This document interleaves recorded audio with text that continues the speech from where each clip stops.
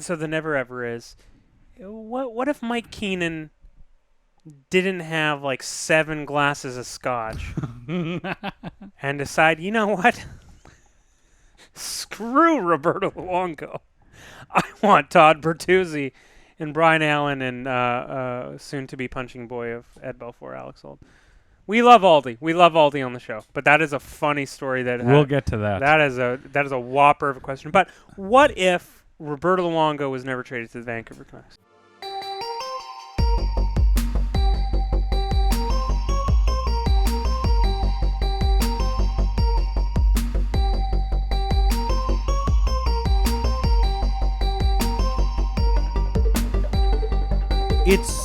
It's fascinating, and when we thought of this a few episodes for this series, this was your pitch, and it blew mine out of the water. And you really start to think about what happened, what was happening with the team, with the league. There's so many factors at play at this time that you kind of forget about it.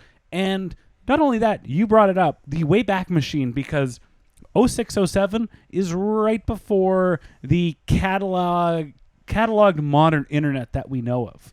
This was right on the precipice of people having, like 50% people had maybe dial-up, and most people had gone into DSL cable. I'd say much more than that. Yeah, maybe I'm misremembering, but it was. We were on the precipice of like the internet becoming like a really big Facebook like information sector. People were still when this trade happened, people were sharing it on MySpace. Yeah, remember the Canucks.com forums? Don't even get me started. Power. Let me tell you, some of the favorite parts of this entire project were going in the Wayback Machine to the Canucks.com forums, and people just being like, Keith Carney, welcome to the club. And I was like, what the hell is going on here? If you were on the CDC, please write in the comments what your username was. And tell us if you ever had like, in the signature, you could have the, you could have like a Photoshopped thing. I had so many of them. Oh, man. Mine was the White Stripes live at Much. But we digress. Let's dive back into this. Roberto Luongo was traded prior to the 2006-2007 season. He was traded with Lukas Krajicek and a 6th-round pick, which turned out to be Sergei Shirokov, to Vancouver for Todd Bertuzzi, Alex Auld, and Brian Allen. The Brian Allen. Now, to take you back, guys, just to paint a little picture. So the Canucks don't in 05-06 missed the playoffs. Famously, they get this is the Joe Thornton in San Jose era. His first season there when he gets traded. This is like he wins the MVP that season. The Canucks famously flame out. This is Anson Carter getting 33 goals, 22 assists, and the entire hot buzz of the Vancouver community is, can we afford to give Anson Carter another contract? Like, how are we going to do that? And we're within this is the kind of the gateway of the West Coast Express kind of waning down. So Morrison, Naslund, Bertuzzi. Bertuzzi's coming off of his suspension in the Sochi Olympics and coming back, and this is his first real full season after that. And yeah, Naslund, Morrison are still key players on this roster, but Daniel and Henrik take that next step. They go with I believe the tandem was Alex Auld and Kluche that season. Dan Kluche got hurt early on. He got but it was Klutz and it was Alex Auld, and they let Johan Hedberg walk. And it was what awful! And it was another year of, for much of the early 2000s, the Canucks could outscore and outperform their shoddy goaltending, which it was questionable. We loved the goaltenders, but they were never what they needed. Exactly, and it was really interesting because if you can look back at that trade deadline, that was the trade deadline where they trade for Keith Carney, they trade for Eric Weinrich, they trade for Mika Noren out of Buffalo. Is that also the time they trade? Did they trade for Sopel?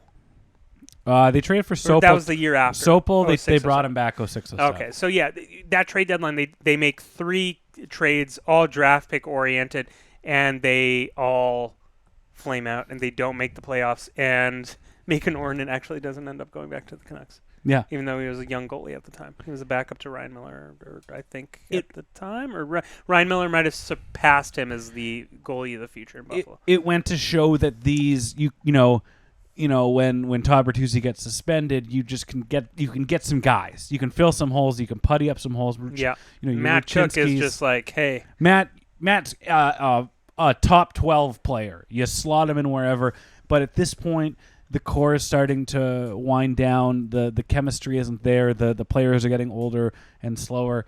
And it's one of the key factors that are going in to this off season of 2006. The other thing you got to remember, this is the first year of the salary cap era with an insanely tight cap. It was set to go up, but there was still a lot of uncertainty, and there were a lot of players that were, a lot of fan favorites on the Canucks that were looking to get their bag because they didn't, all of these contracts were hatcheted down like 25% or so. So you had a lot of players, unfortunately, looking out for themselves to get their, what they were rightfully owed in their mind.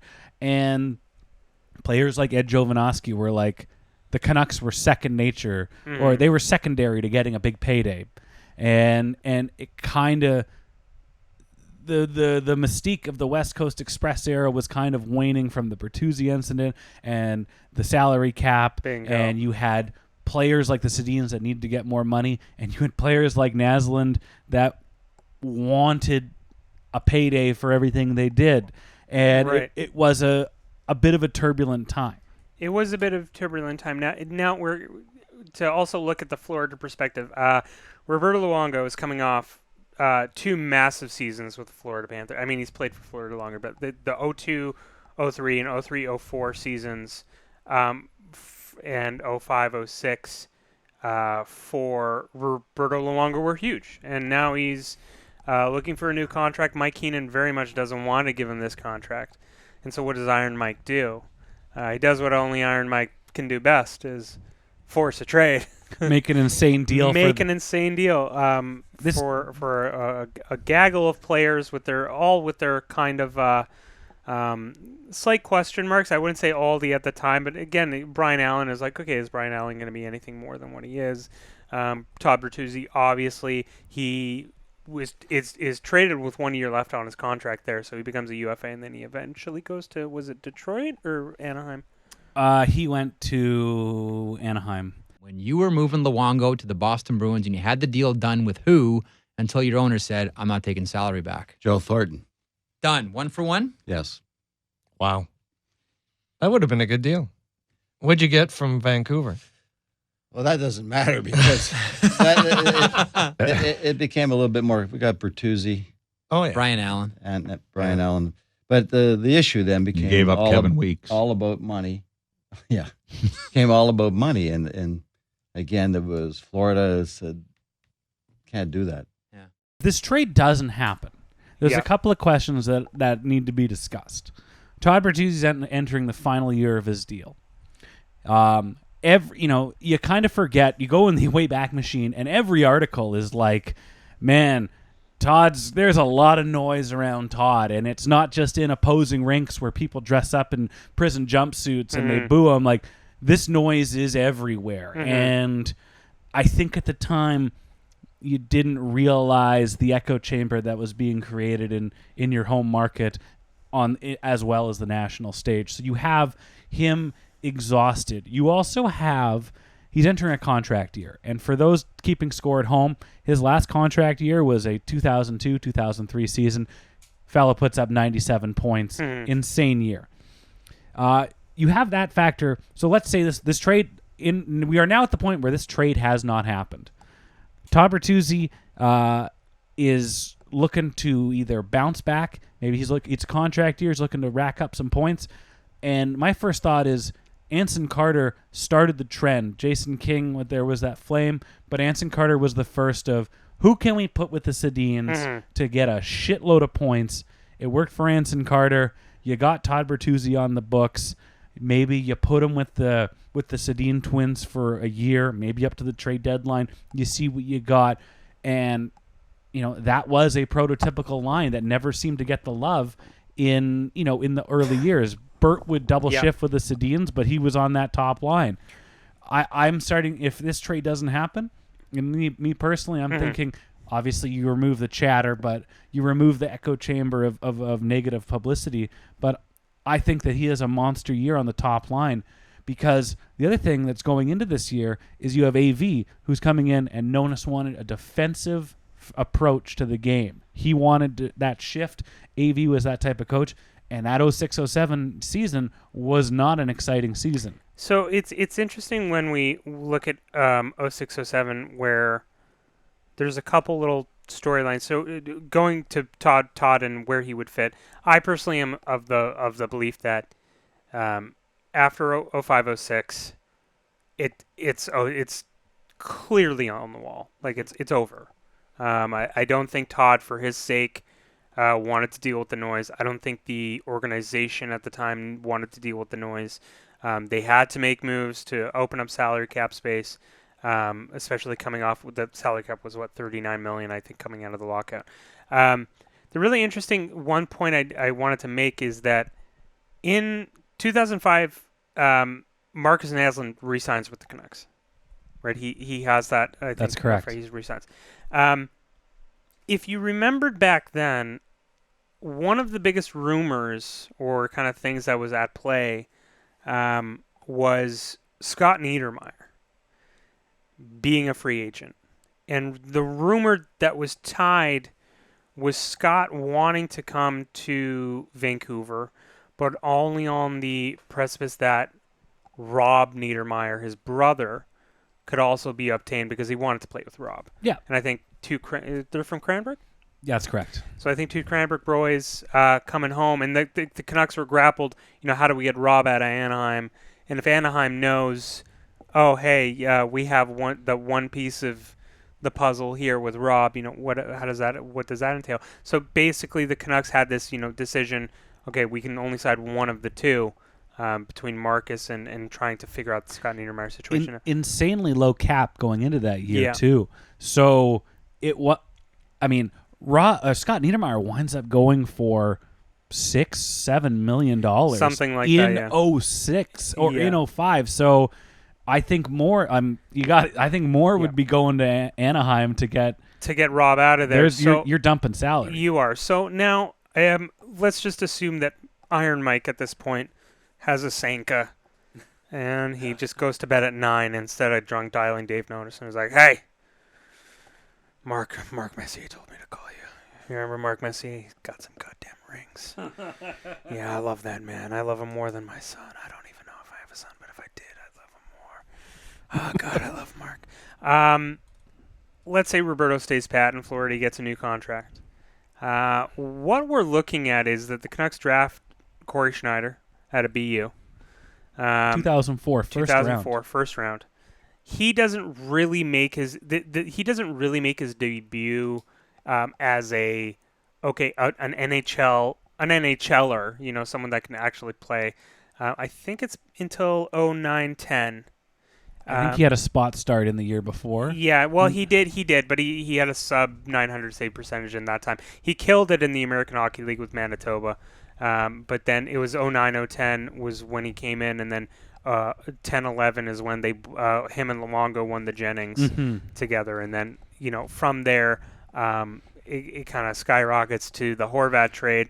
So it's really funny when we talk about the Luongo thing, because really at the time the only questions we really have to hammer out are how long does Corey Schneider when he comes in, who do the Canucks focus on getting as a number 2 option?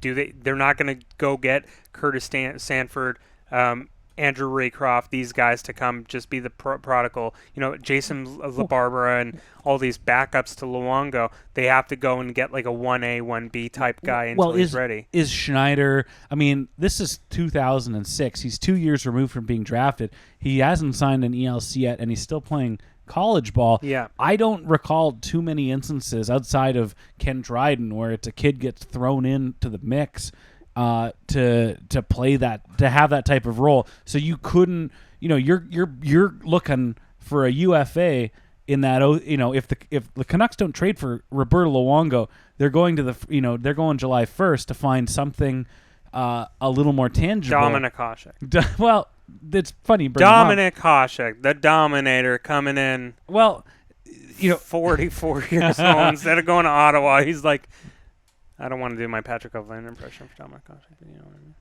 I mean? They, you're looking at several years of if Dan Kluche can just hold it together, and if Alex Auld can just do his best, like these are not options to win with. It's interesting because I think you in this scenario you have to look that Auld is still here. Alex has had a very prolonged career in the NHL, bouncing around as a valuable, above 900 save percentage goaltender, mainly as a backup. I read a fantastic Canucks Army article that actually talked about this subject, where the idea of Jean-Sébastien Giguère is brought up, because Giguère, again, at this point you're looking at him and Brizgalov going in within kind of that same territory, same range, before Anaheim goes and wins the Cup in 06-07, beating the Canucks. I don't see that happening based on the makeup of that team going into that year. They were built to dominate. I'm not saying to that year. I'm just saying, like, within, if you're looking for a goalie of that time that was movable or wanted to be moved after 06-07, within that pocket before the 2010s, Giguère is one of those goaltenders that you can see that is being displaced, because after that, I believe he went to Toronto and then Colorado. Right? Yeah, that's correct. Toronto, Colorado. So there's within that. I mean, God forsake, we're not here talking about Vesatoskala. Okay, we're not talking about Rob Davison having the time of his life. So at this point, you're looking at the timeline where they're waiting for Schneider to come in, and hopefully be their goalie of the future. Now they have to bridge that gap.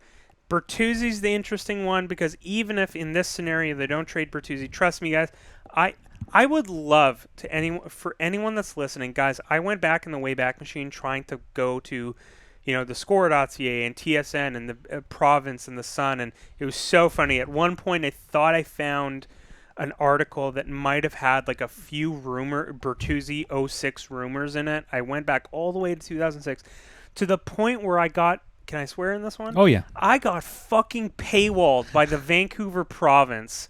You didn't incognito window? No, it doesn't incognito. Dude, incognito windows didn't exist in 06. It wouldn't have done anything.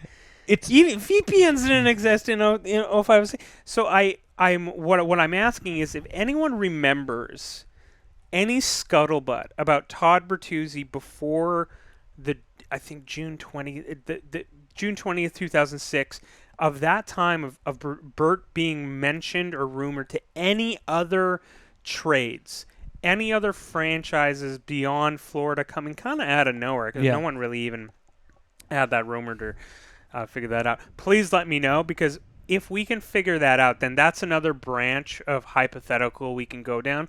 But knowing that we don't have that right now, Todd is 1 year removed or 1 year away from UFA status. Let's say he has a big monster year. I don't think the Canucks are paying Todd after his miraculous season replacing Anson Carter. Anson Carter's gone. Yeah. He took his ball to Columbus and he went with that. Let's say Bert has a monster year. I think after that another team comes and gobbles them up, if that's Detroit, Anaheim, whomever. And now you're looking at the kids on the farm. So now we're going towards Kessler, Burrows, Bieksa, Hansen, Raymond. Hey, let's just pretend in this instance that, like, I don't know, Lee Gorin was really popping off. Patrick. Oh, it is no, that's a good one. Is it Patrick White? Yeah, no, Patrick White was just supposed to. Yeah. But the timeline kind of still syncs up. Because it does sync up, because if it just depends, because thankfully the Canucks at that point didn't really have too much success, but also without Roberto kind of coming in and being the goaltender that he was, do they go out and actually make some of the moves that they made before, the President's Trophy stuff, President's Trophy squads are really fully assembled, especially with learning experiences, even like the Matt Sundin thing. Like at that point, I think, Corey comes in and then we have that. Now, the interesting part is that another interesting part that happens with this is that if Corey is the number one, then the Horvat trade doesn't happen. Yes. And so Horvat doesn't happen, which means... And then he could never break our hearts by saying that Long Island fans are louder. And he never could do that. And then we're not here in 2 months talking about how Philip Hronik's a bust. And we're not... And all this timeline is erased. Ryan and I are done. We're Thanos snapped into the ether because this trade never happened. And we didn't happen. Our parents did not... No, I was here. Create buddy. us. I was here. I got to thinking. Wait a minute. We can't link Schneider to the Trevor Linden deals. No, we cannot. So then before that, I'm trying to get to 1989, Ryan. How do I get me to 1989 through this vamping? I started thinking about it, and I thought, this was a GM that was replacing Burke, although it was a bit of a protege, but they needed to do something, needed to make something happen. I think you look at Corey Schneider on the farm, scratch that. He's not even on the farm yet. He's playing Boston College. Oh, BC, sorry, not BU. But he's it might be BU. I don't know. I'm gonna get Boston. Ryan Whitney's gonna be like, Boston. Bro, this is what happens when you get Iranian guys on podcasts, bro. They don't know the difference between BU and BC, bro. Schneider's in Boston. He's got a 930 save percentage, 203 GAA. The following year, 06-07, he's got a 925 save percentage, 215 GAA. So there was something. I mean, he's good. He's good. Yeah. There were a few things that stepped in his way, though. He had some cardio and some conditioning issues early in his year, and he kind of jokes about how he looked in his headshot. So, like, that journey, it could have been, there could have been some more growing pains than we think, which makes me think that if the Luongo trade didn't happen, the Vancouver Canucks would have gone out on July 1st, 06, gotten a goalie. And I started looking at the goalies that were signed. Oh, that's gonna be fun. on July 1st of 06. There were a couple of goalies that I thought would have been suitable options. John Graham, he had a decent 05-06. John Graham, sorry, the 25% rule. Yeah, John Graham. The 25% Hang rule. on. Hang on. He had an awful 05-06. He went cheap. 2-year, $2.8 million deal with Carolina. He went 10-13, 897 save percentage, 285 goals against. It ain't John Graham. Martin Gerber had a very neat and tidy 05-06. Went 38-14 with Carolina, 278 goals against, 906 save percentage. But that was the playoffs where he got replaced by Cam Ward. That's true. Yes. So he's cheap. He's cheap, folks. He signed a 3-year, $3.7 million deal with Ottawa. Went on to have a 2.78 goals against, 906 save percentage, 29 games played, 06-07. He got replaced by Ray Emery. He did. Now here's the fun one. Well, it's okay. It's not really the fun one because in no way, shape, or form would this happen because this goaltender came to be the starting goaltender of a powerhouse team. Yeah. And then he went to the Worlds and got injured. Yeah, that's what happened. He went to the World Championships and he got injured. Dominic Hasek? Yes, that's what happened. That is true. Or was it the Olympics? I don't recall. No, he went out somewhere. No, he did not play he played for Ottawa, but then he went at 40. What was it? He was 41. He was 41 and he went overseas to play for the Czech Republic? Might have been Turin, but Hasek had an 05-06 with Ottawa, 925 save percentage, a 209 goals against. I think he knew exactly where he wanted to play and for how much because he signed a 1-year, $750,000 deal with Detroit.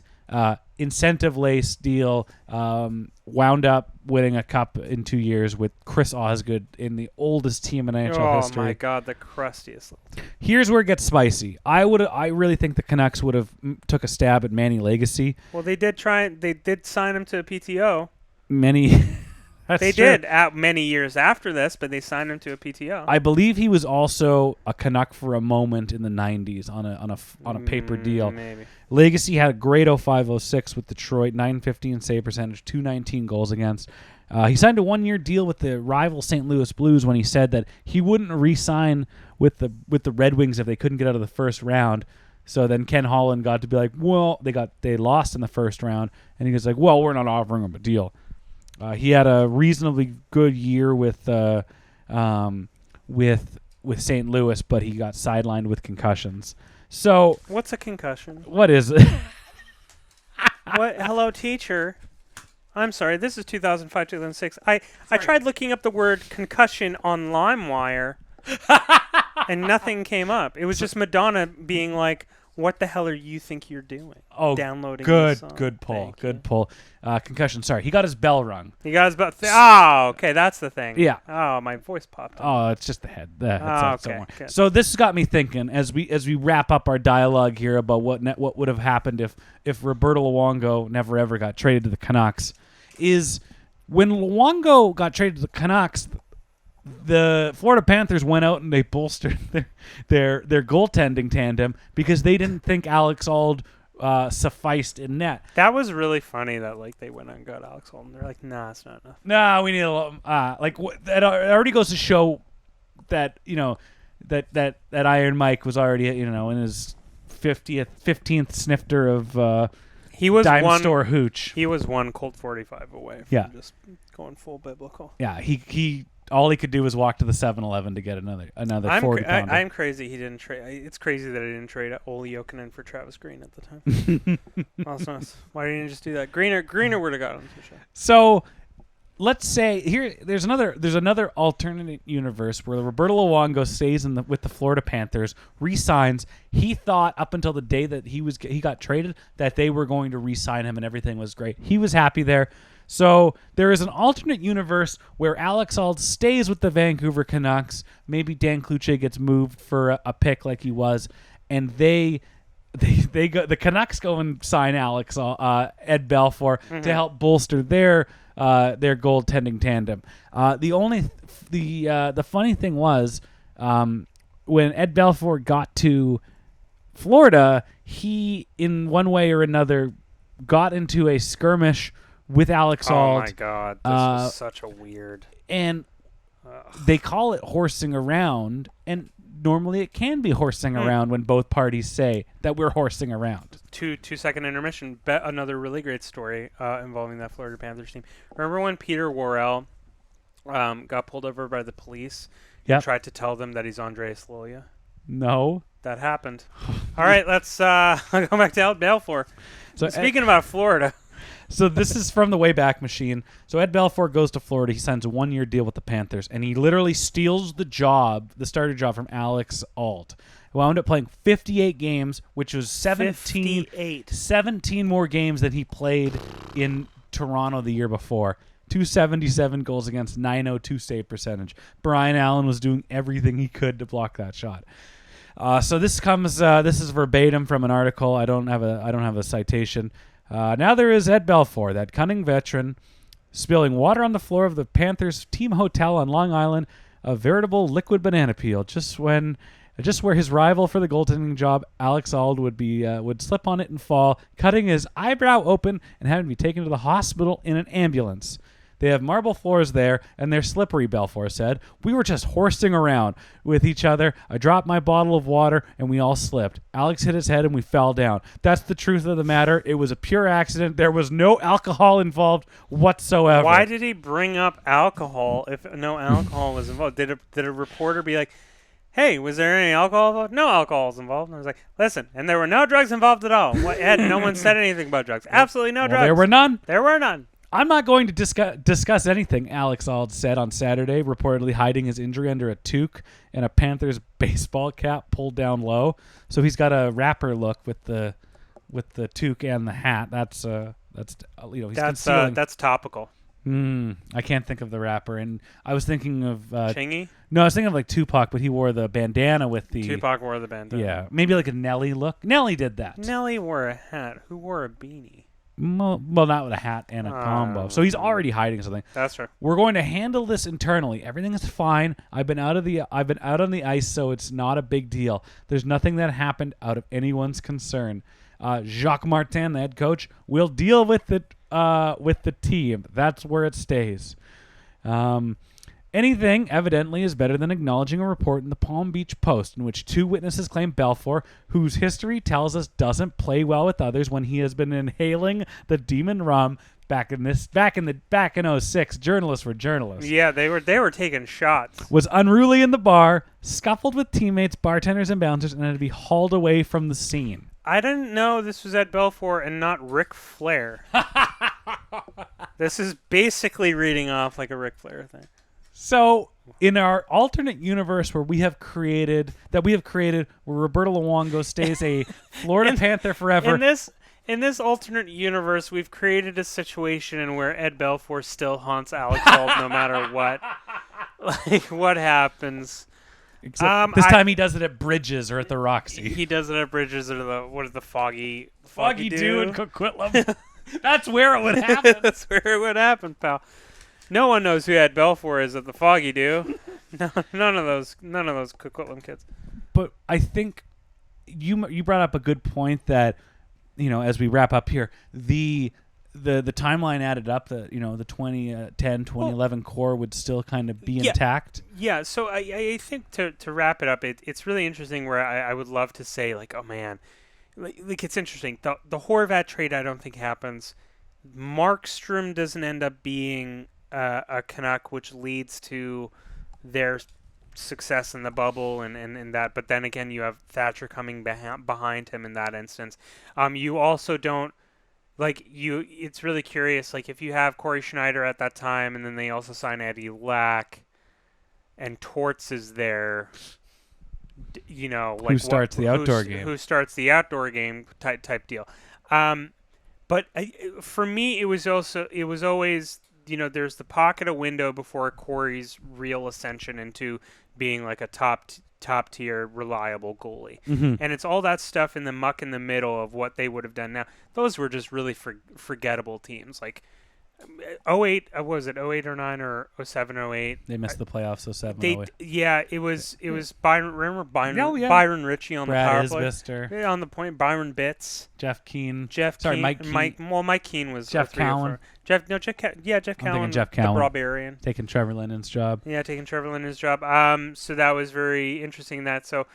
It's funny when we talk about such a transformative player in franchise history, and we're removing that transformative player and being like, well, actually, the Vancouver Canucks are so fucking forgettable that even if they didn't make a Luongo trade, there's only so much he could have done because the team sucked. So yeah, I think without the Luongo deal, guys, I question whether they needed a Willie Mitchell, who also was a UFA signing. I think he's Port McNeil, right? He's Maybe. He was coming home. I don't know if Dan Hamhuis comes home. Really? And I just think there's. What season did Hamhuis sign in Vancouver? Was that 09? I think it was. Vamp, Ryan, vamp. I don't think that. I think that with this Luongo deal not happening, a lot of UFAs, start to look other ways. He signed in 2010, and if he signed in, did he? Yes, he signed in 2010, 2011, which was the Cup final year. Now, Ryan, I have a thing for you. So sure. Let's go to 2010, 2011, right? No Loblaws. I don't want your prices. 2010, 2011. That is peak Corey Schneider ascension time. So I think he still signs, but I just don't. I think the seasons before that where they got crap kicked by Chicago and such, like, does this Chicago rivalry happen? I don't think so. I don't think it does either. I think the Canucks ascend with their core, but I don't think they're matching up because Schneider's just not there. They don't have the goalie. Without the Luongo deal happening, I don't think the Willie Mitchell deal happens, and I think that they target guys like Hal Gill and Manny Legacy, and that 05-06 kind of unremarkable squad turns into 06-07 and 07-08, and I don't think it's a dynamic trajectory to the top. For a second there, I thought you were going to say the word zeitgeist. And I was like, Ryan. And this concludes. What would happen to the Canucks zeitgeist if they did not trade, if they never ever traded Roberto Luongo? And I'm really curious if anyone else has an alternative alternative understanding or history of that time, like please let us know. Like I'm so interested in going down this rabbit hole just because like even the most micro of signings can have such a ripple effect on this organization, even in like draft wise. Mm-hmm. You know, if people want to go back to like, oh yeah, they got Schneider, but who's after Schneider? We better go and draft. What's a goalie? What's a goalie that turned out to be good after Schneider? Like who's really old now? That was drafted. No. Like I'm trying to think of like who's like a 32-year-old goaltender right now. John Quick. Sure, yeah, they signed Jonathan Quick. They drafted Jonathan Quick, and they're like, yeah, we love this Massachusetts guy. See that? Then that's just like a rabbit hole. See, this is right. It's a great rabbit hole. We're gonna put a bow on this rabbit hole. I'm gonna rabbit hole you up. That's a never have I ever. We want to thank you for joining us for this first installment of Never Ever, Pucks on It, Never Ever. And if you have an idea for something that you would like in this series, drop a comment below. But other than that, keep enjoying your summer. Hockey will come eventually. And tip of the cap to Patrice Bergeron for being the only respectable Bruin in the last 20 years. What if Ryan Schaap never met Arash Marsday? Oh, don't even get me started. I'd have a second pizza shop.